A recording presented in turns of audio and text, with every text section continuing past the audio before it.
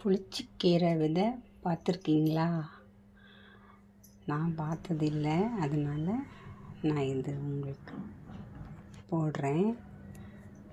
நான் இப்போ தான் பார்த்தேன். இந்த வருஷம்தான் எங்கள் வீட்டில் வந்திருக்கு. அதிசயமாக இருந்தது எனக்கு பார்க்குறதுக்கே.